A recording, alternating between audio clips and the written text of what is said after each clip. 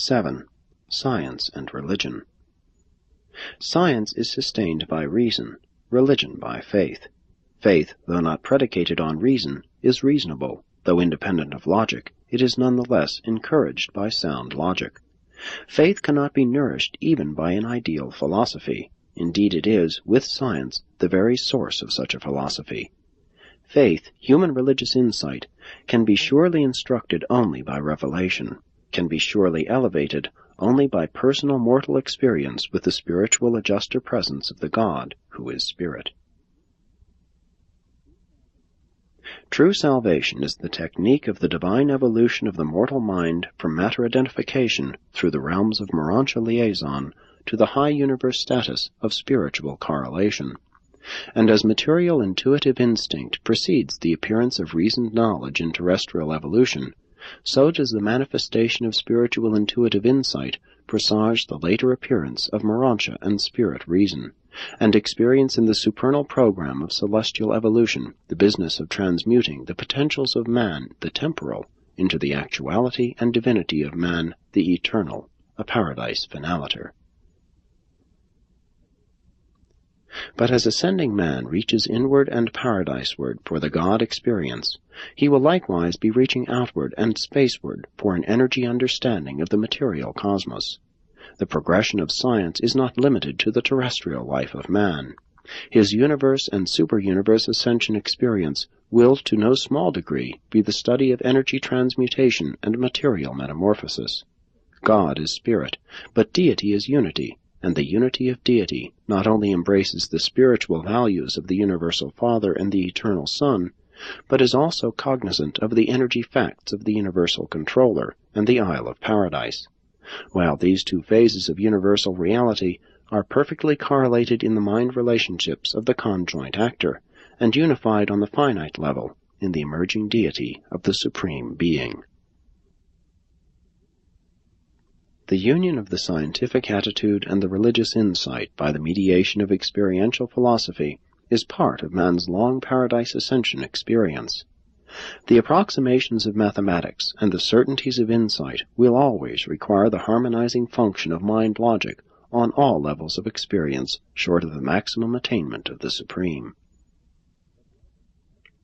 But logic can never succeed in harmonizing the findings of science and the insights of religion unless both the scientific and the religious aspects of a personality are truth-dominated, sincerely desirous of following the truth wherever it may lead, regardless of the conclusions which it may reach. Logic is the technique of philosophy, its method of expression. Within the domain of true science, reason is always amenable to genuine logic. Within the domain of true religion, faith is always logical from the basis of an inner viewpoint, even though such faith may appear to be quite unfounded from the in-looking viewpoint of the scientific approach. From outward, looking within, the universe may appear to be material. From within, looking out, the same universe appears to be wholly spiritual. Reason grows out of material awareness, faith out of spiritual awareness. But through the mediation of a philosophy strengthened by revelation, logic may confirm both the inward and the outward view, thereby effecting the stabilization of both science and religion. Thus, through common contact with the logic of philosophy, may both science and religion become increasingly tolerant of each other, less and less skeptical. What both developing science and religion need is more searching and fearless self-criticism, a greater awareness of incompleteness in evolutionary status. The teachers of both science and religion are often altogether too self-confident and dogmatic.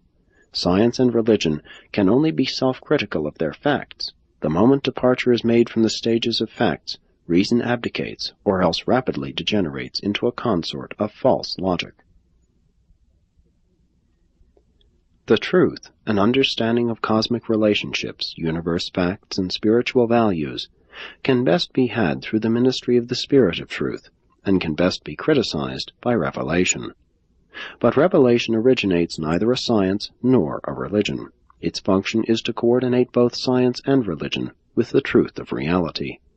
Always, in the absence of revelation, or in the failure to accept or grasp it, has mortal man resorted to his futile gesture of metaphysics, that being the only human substitute for the revelation of truth or for the mota of Urantia personality. The science of the material world enables man to control and to some extent dominate his physical environment. The religion of the spiritual experience is the source of the fraternity impulse which enables men to live together in the complexities of the civilization of a scientific age. Metaphysics, but more certainly revelation, affords a common meeting ground for the discoveries of both science and religion, and makes possible the human attempt logically to correlate these separate but interdependent domains of thought into a well-balanced philosophy of scientific stability and religious certainty. In the mortal state, nothing can be absolutely proved. Both science and religion are predicated on assumptions. On the Urantia level, the postulates of both science and religion are capable of partial proof by mota logic. On the spiritual level of maximum status, the need for finite proof gradually vanishes before the actual experience of and with reality. But even then, there is much beyond the finite that remains unproved. All divisions of human thought are predicated on certain assumptions which are accepted, though unproved, by the constitutive reality sensitivity of the mind endowment of man.